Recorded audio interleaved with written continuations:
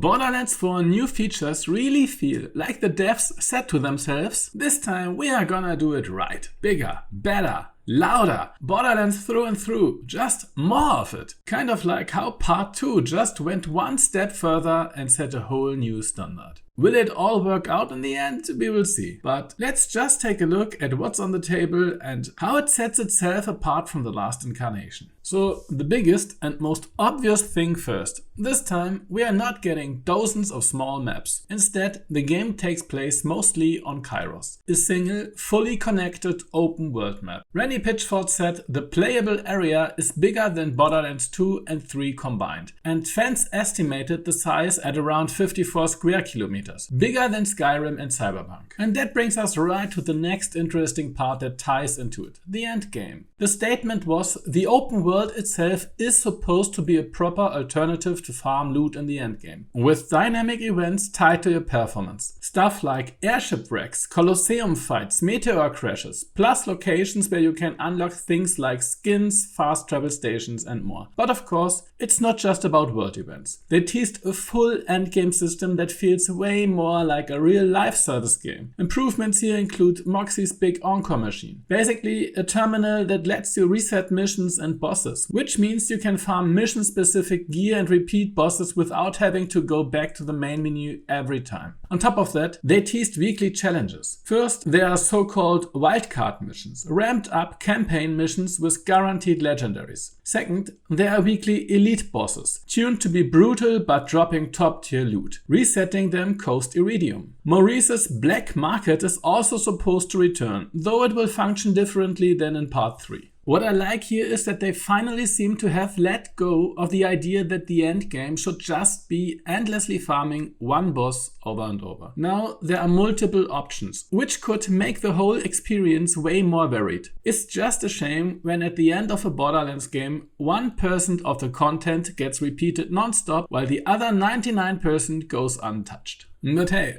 what's a huge open world without more ways to actually move through it? And here it looks like they just checked what other games are doing and said, yeah, let's add all of it. No joke, they really cranked up the mobility. You can now climb ledges, double jump, dodge, dash out of the way when something massive comes flying at you, glide across areas, and of course, they couldn't resist throwing in a grappling hook. Plus, there's a mount-on-demand system for vehicles, way more MMO or Destiny style. Supposedly 4 vehicle types at launch with more coming in future add-ons. Speaking of add-ons, they already revealed a full roadmap stretching into 2026. 2 paid DLCs are planned for that year, including new Vault Hunters. The silhouette of the first one has already been teased. The first big story pack, Mad Alley and the Vault of the Damned, is set to focus on Moxie's daughter and go pretty heavy on the gore. There are also bounty packs, not full DLCs but single missions with a custom boss fight. 4 of them will be included in the Deluxe and Super Deluxe editions. Legendary loot, bosses and cosmetics behind a paywall. Yeah,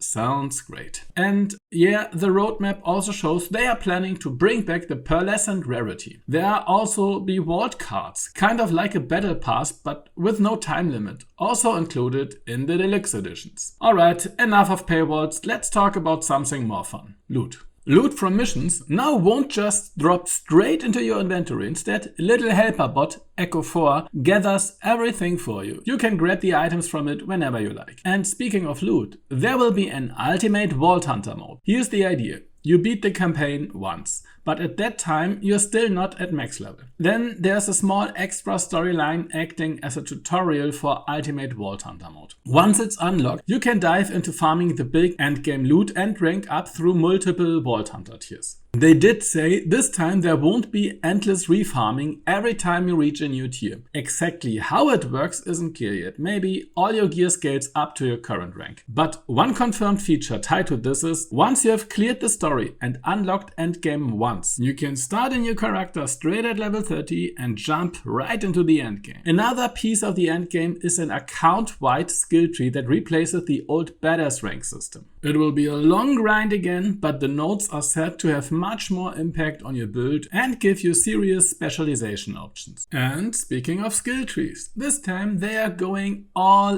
in. The skill trees for the 4 Bolt Hunters are bigger than ever before and really look stacked with massive build crafting potential. So if you're like me and can't wait to sink your claws into them, testing out every possible playstyle for weeks, then Borderlands 4 could really be a revelation, at least compared to what the older games gave us. Honestly, that alone is enough reason for me to be hyped. And it doesn't stop there. Combat and itemization have a ton of new features too. We now have 5 equipment slots besides weapons: ordnance, shields, enhancement mods, rep kits, and of course the class mod. The ordnance slot basically replaces grenades, but it covers all heavy weapons now. Grenades, rocket launchers, heavy machine guns, all of them come with internal cooldowns before you can use them again or when ammo recharges. And naturally, you will be able to spec entire builds around them. Then we have got enhancement mods, which replace artifacts from Borderlands 3, but this ties into another new system: licensed parts. Instead of weapons just being locked to a single manufacturer like Jacobs or Maliwan, guns now have a base chassis with its signature trait, but can also come with licensed parts from other manufacturers. Higher rarity guns can even have multiple licensed parts, making the loot pool exponentially bigger. Enhancement mods interact directly with these manufacturer traits. They can buff or twist them in all kinds of ways, letting you specialize around your favorite weapon brands or their quirks. As for shields, there's now a second shield type. In addition to the classic regenerating shield, there's armor. Both count as shields and are affected by the same passives, but they recharge differently. Regular shields still need you to not take damage for a while to recharge. Armor, meanwhile, just constantly recharges in segments, even under fire. Basically, one for cover players and one for people who like to go headfirst through the wall. They also added overshields. Lots of skills don't just restore shields anymore, but generate overshields, which stack on top without stopping your normal shield regen. Rep kits are new portable med kits you can pop on cooldown, just like ordnance. They differ not only in how much they heal, but also in special buffs they apply when used. Class mods are still there, but here's the new stuff. For the first time in Borderlands, we are getting set pieces. These are called firmware.